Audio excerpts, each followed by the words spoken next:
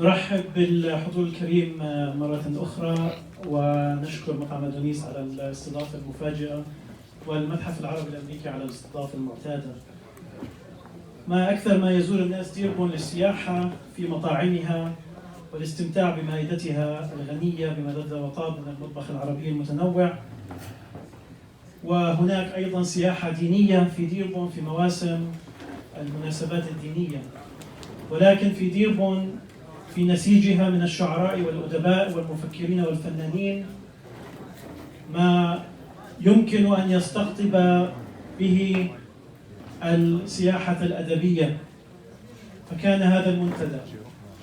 هذا المنتدى ليقدم ما في ديربون من بطون الثقافة ورموز الأدب العربي والأدب الإنجليزي من أبناء الجالية. يحاول هذا المنتدى أن يعرف الفن والأدب العربي الأمريكي بجميع ألوانه على اختلافها وبكل لغاته ولهجاته على تباعدها أو تقاربها. We're going to switch to English now. We have 3 poets that are going to be introduced to you.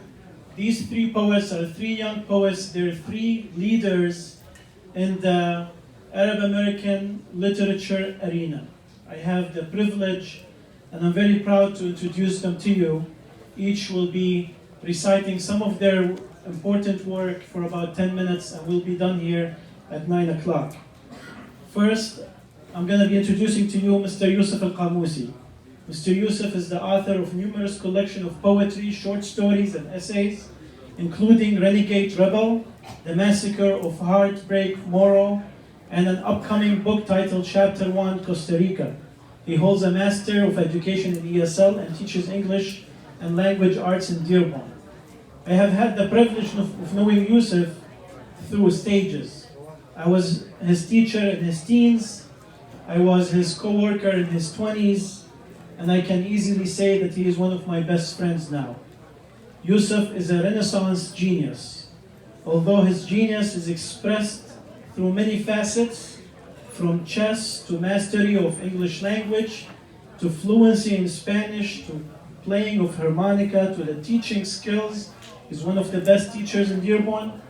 To his Gen Ed series on Dearborn Blog, criticizing modern education, to acting, creative process, but there is nothing more expressive of his talent than his writing. He has an absolutely magical pen. The only obstacle Yousef has, in my opinion, is that he is very advanced for our time.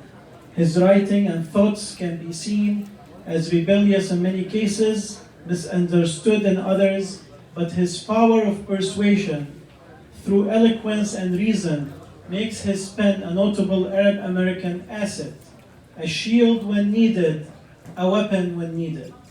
His upcoming book, Chapter 1, Costa Rica, is a travel memoir that transformed to become a representation of the globalized, digitized young conscious, and its struggle to find itself and preserve it among the waves of change and modern digital deconstruction of the human soul. Without further ado, Yousef Alqamoussi.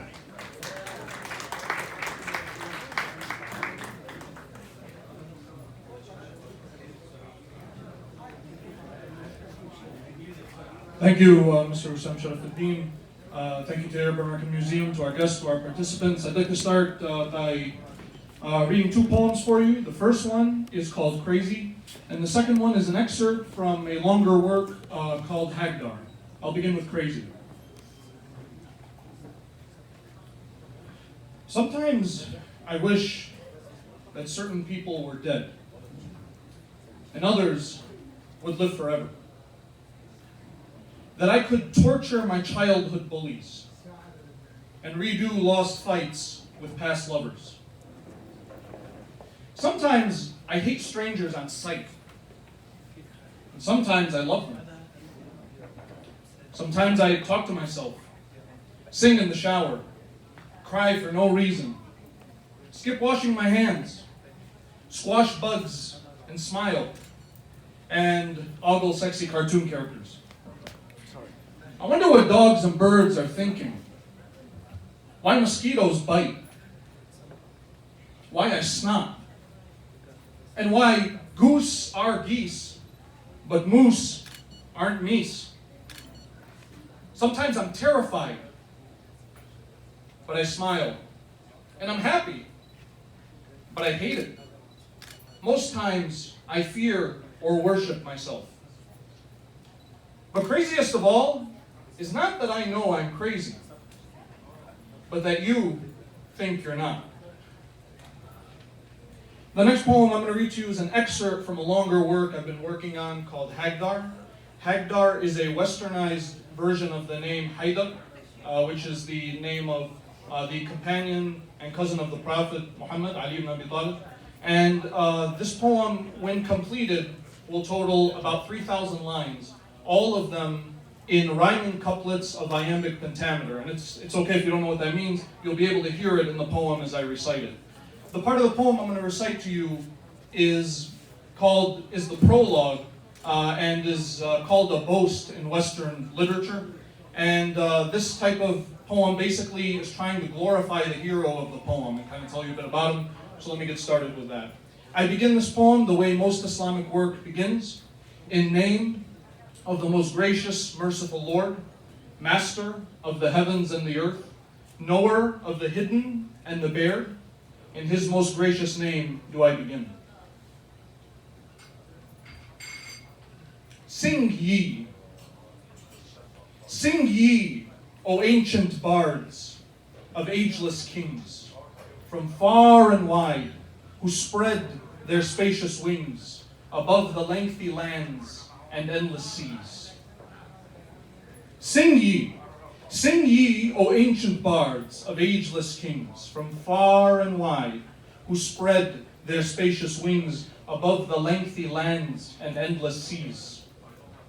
Sing ye of lords whose stunning wealth could please 1,000 dying nations and the sons of these tenfold. Sing ye of mighty ones, of warriors that shamed the mountains high with brutish strength and quenched the thirsty eye with handsomeness and daring unsurpassed. Sing ye of men whose names would ever last. Sing ye till Apollo's lamp is cleft in twain. To find one greater than Hegdar is vain. Of noble men so many earth has bared, but to the great Hegdar no one compared. Of noble men so many earth has bared, but to the great Hegdar no one compared. I summon all who hear and challenge thee. Search earth and sea and sky. Present to me the name of one vain soul who dare to stand in Hegdar's shadow, king of sea and land. Achilles would have stood with rattling frame and humbled brow had one spoke Hegdar's name. And Beowulf, of whom the Saxons sung, would have no name in song had Hegdar swung his timeless blade about in Grendel's day. The king of beasts himself, the lion, the king of beasts himself would turn away. And blank would be where Persia promptly stands, had Rustam fallen into Hegdar's hands. If came the very gods of earth and sea, and beasts and heroes too, collectively, to bring the noble Hegdar to one knee, then earth and sea and sky would never be. Nay, not a soul that breathes of earthly air to challenge Hegdar's savage strength would dare. Thank you, ladies and gentlemen. God bless you. Thank you for coming out tonight.